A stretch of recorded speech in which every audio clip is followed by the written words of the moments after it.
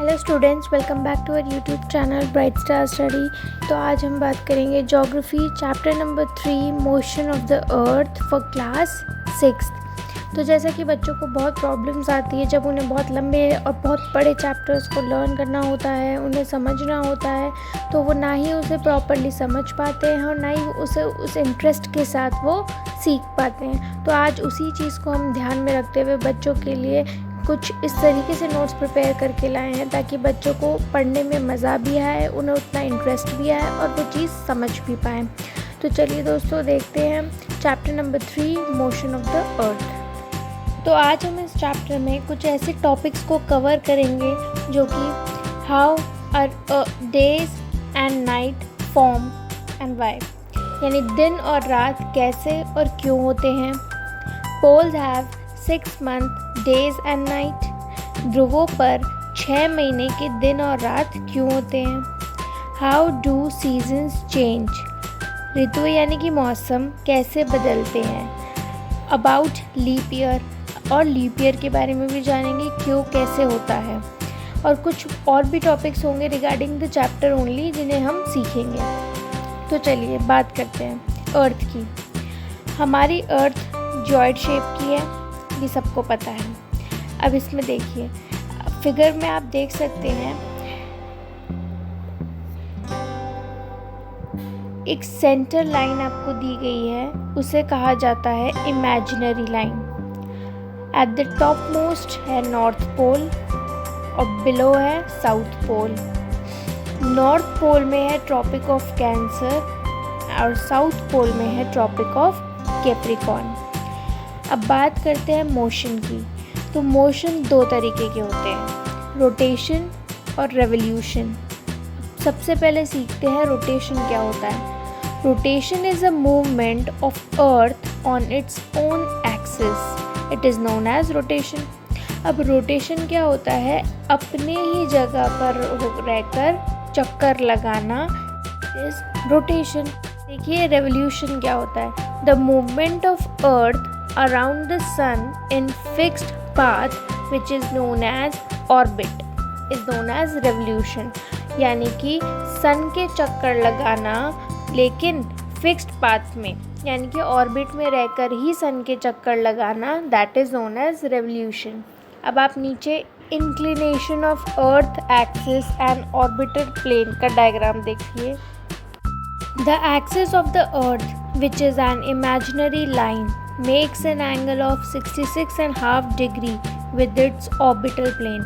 अब जैसा कि आप डायग्राम में देख सकते हैं, एट द सेंटर एक इमेजिनरी लाइन है। अगर आप देखेंगे उसके साइड में एक स्लैंटिंग, उसको कट करती हुई एक स्लैंटिंग लाइन जा रही है जो कि हमारे नॉर्थ पोल और साउथ पोल है। Is that clear. After that आप देखिए एक और लाइन जा रही है जो क्या कर रही है, एंगल फॉर्म कर रही है 66.5 डिग्री का, that is the from the vertical line, ठीक है, to the that is known as orbital plane, that is known as orbital plane. अब आप देख सकते हैं क्लियरली सारी लाइंस हमारी स्लैंट होंगी, यानी कि Tropic of Cancer, equator, Tropic of Capricorn, ये सभी स्लैंट होंगे और हमारा एंगल जो है वो भी स्लैंट होगा, that is inclination of earth axis and orbital plane. Now see how days and night formed. As you can see in the given diagram देखकर ही आपको काफ़ी हद तक समझ में आ गया होगा कि सन की जो रेज हैं वो कहाँ जा रही है, हमारी हाफ ऑफ द ग्लोब पे जा रही है। तो ऊपर है नॉर्थ पोल, नीचे है साउथ पोल। तो आप देख सकते हैं जिस पोर्शन में लाइट ईजिली रिसीव हो रही है वो पोर्शन क्या कंसिडर किया जाएगा एज अ डे, और जो पोर्शन डार्कर है जहाँ पर लाइट नहीं सन रेज की पहुँच रही है वो होगा नाइट। अब आपको एक लाइन दिख रही होगी जो बीच में से कट करती हुई आ रही है, 2 पार्ट्स में डिवाइड करती हुई आ रही है, उस लाइन को बोला जाता है सर्कल ऑफ इल्यूमिनेशन। तो जैसा कि आप सभी जानते हैं अर्थ को लाइट कहाँ से मिलती है, अर्थ को लाइट सन से मिलती है। Earth receives light from the sun. अब देखिए, due to the round spherical shape of the earth only 1 part of it get light from the sun। गोल शेप होने की वजह से अर्थ को सिर्फ एक ही पार्ट को लाइट मिल सकती है सन से, ठीक है। After that the portion of the earth receiving sunlight experience day. अब अर्थ के जिस पोर्शन पे लाइट आ रही है, लाइट रिसीव हो रही है, उसे क्या माना जाता है? डे माना जाता है। अब देखिए, the remaining portion which is not receiving the sunlight experiences night. अब वो पोर्शन जहाँ पर सनलाइट सनरेज नहीं पहुँच पा रही है, उसको क्या माना जाता है? नाइट कंसिडर्ड किया जाता है। The line which divides day and night on a globe is called as circle of illumination. जैसे कि हमने आपको डायग्राम में बताया था कि जो दो पार्ट में डिवाइड कर देती है, यानी कि डे और नाइट, जो दोनों को डिवाइड कर देती है, उस लाइन को क्या कहा जाता है? Circle of illumination. The circle of illumination doesn't coincide with axis, यानी कि जो सर्कल ऑफ इल्यूमिनेशन है और जो हमारा नॉर्थ पोल और साउथ पोल वाली लाइन, जो स्लैंटिंग लाइन है, वो कभी भी कोइंसाइड नहीं होती है, यानी कि कभी भी मिलती नहीं है। कोइंसाइड का मतलब होता है मेल नहीं खाना, ठीक है। After that the earth takes 24 hours to complete one rotation on its own axis.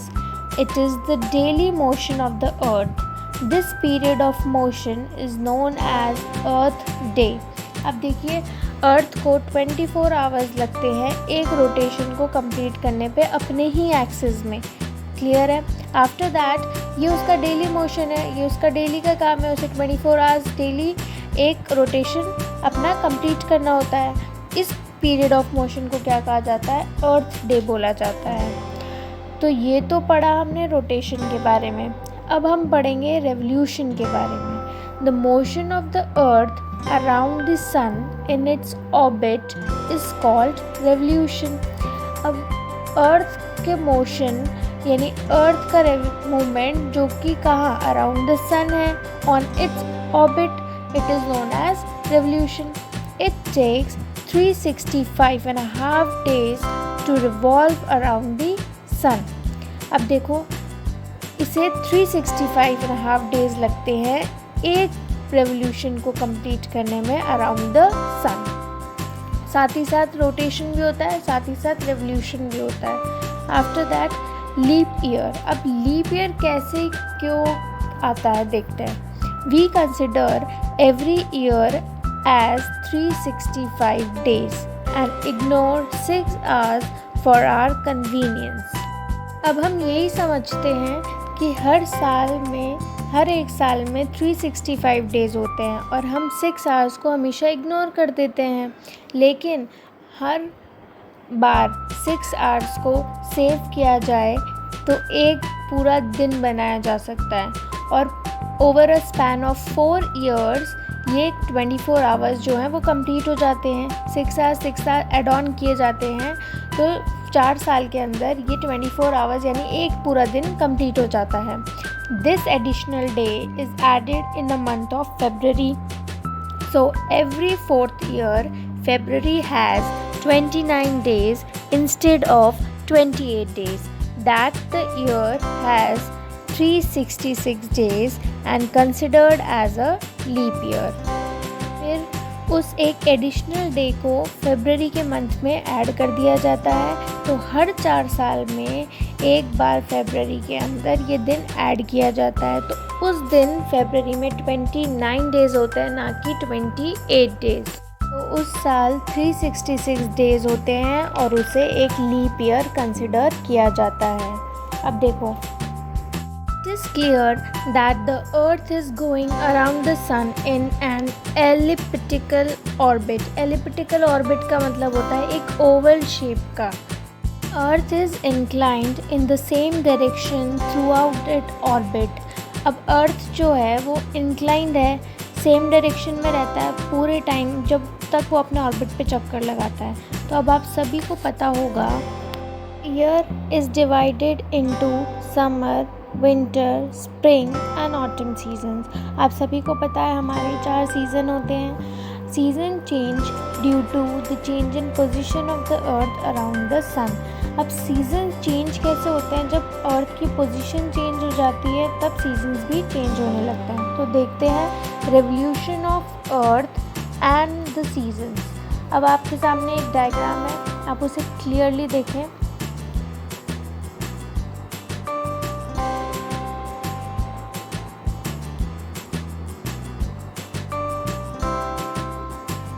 As you can see, 21st June, the northern hemisphere is tilted toward the sun. The rays of the sun falls directly on Tropic of Cancer. These areas receive more heat, but the area of the poles receive less heat because of the rays of the sun is slanted. 21st जून को आप diagram में देखो, 21st जून को जो northern side है, जो नदर hemisphere है, वहाँ पर डायरेक्टली सन रेज़ आ रही हैं। और डायरेक्टली सन रेज़ कहाँ आ रही है? ट्रॉपिक ऑफ कैंसर की तरफ आ रही है। तो these areas receive more heat. तो एरियाज़ पे सबसे ज़्यादा हीट और लाइट रिसीव होती है, लेकिन जो पोल्स हैं वहाँ पर ज़्यादा हीट नहीं जाती है। क्यों? क्योंकि जो सन की रेज़ है वो स्लैंटिंग रेज़ है, इस वजह से उन पे ज़्यादा से ज़्यादा हीट और लाइट नहीं पहुँच पाती है। The northern hemisphere receives more heat and light continue for 6 months. It is the summer in the region of north of equator. That is why the longest days and shortest night is occurred in this situation or a position on 21st June. अब ज़्यादा से ज़्यादा heat और light continue इनको मिल रही है 6 month के लिए नदर्न हेमिस्फेयर में, तो इसी वजह से इसको समर कंसिडर किया जाता है। और इसमें सबसे ज़्यादा लॉन्गेस्ट डे और शॉर्टेस्ट नाइट होती है। और ये सिचुएशन कब आती है? 21st जून को आती है। अब सदर्न हेमिस्फेयर की कंडीशन इसकी रिवर्स्ड हो जाती है, यानी एकदम अपोजिट हो जाती है। जैसे वहाँ पर कोई हीट नहीं है, कोई लाइट नहीं है, वहाँ पर नाइट कंसिडर किया जाता है, विंटर्स कंसिडर किया जाता है, वहाँ पे विंटर सीज़न कंसिडर किया जाता है। और वहाँ पर जो नाइट्स हैं वो लॉन्ग होती हैं और डेज़ जो है वो शॉर्ट होते हैं। तो इस पोजीशन को, जहाँ पर हमारी नदर्न साइड में क्या होता है, समर होती है और सदर्न हेमिस्फेयर में विंटर्स होती है, इस पोजीशन को हम क्या कहते हैं? समर सोलास्टिक बोलते हैं। So the position of the earth is known as summer solstice. अब डायग्राम को फिर से देखिए। अब देखिए 22 दिसंबर को विंटर सोलास्टिक कैसे बोला जाता है। 22 दिसंबर को Tropic of Capricorn receives more heat and light. The sun rays fall directly on south pole portion. Large part receives heat in southern hemisphere. That is why there is summer in the southern hemisphere with longer days and shorter nights. ये आप diagram में देख रहे हैं, जो south side है, यानी कि जो हमारा साउथ पोल है, वहाँ पर ज़्यादा से ज़्यादा सन रेज रिसीव हो रही हैं। इसी वजह से ट्रॉपिक ऑफ कैंसर पे क्या होगा? सबसे ज़्यादा हीट और लाइट आएगी। तो इसी वजह से हम सदर्न हेमिस्फेयर को क्या कंसिडर करेंगे? समर सीज़न में कंसिडर किया जाएगा। और जो हमारा नदर्न हेमिस्फेयर है उसको हम विंटर में कंसिडर करेंगे। और इसीलिए जो हमारा सदर्न हेमिस्फेयर है वहाँ पर लॉन्गर डेज़ होते हैं और शॉर्टर नाइट्स होती हैं। अब इसका रिवर्स होगा हमारी नदर्न हेमिस्फेयर में। Northern hemisphere has winters with longest night and shorter days. So this situation or a position where southern hemisphere have summer and northern hemisphere have winter is known as winter solastic. तो अभी हमने पढ़ा summer solastic और winter solastic. अब देखिए next, on 21st March and 23rd September rays directly fall on equator. In this position the whole earth experience equal day and equal night. This is known as equinox. अब आप diagram में easily देख सकते हैं 21 मार्च को और 23 सितंबर को equinox क्यों है? क्योंकि जो सन रेज है वो डायरेक्टली इक्वेटर पे आ रही है और पूरे अर्थ को ये एक्सपीरियंस करना पड़ रहा है एज अ होल। तो वहाँ पर इक्वली नाइट और इक्वली डे कंसिडर किया जाता है। जब कभी भी ऐसी सिचुएशन आती है जहाँ इक्वल डे और इक्वल नाइट होती है उसे हम इक्विनॉक्स बोलते हैं। नेक्स्ट देखिए, On 21st March, Spring is in northern hemisphere and autumn is in southern hemisphere. And the opposite happens on 23rd September. अब देखिए 21 मार्च को क्या होता है, स्प्रिंग मानी जाती है नदर्न हेमिस्फेयर में और सदर्न हेमिस्फेयर में ऑटम।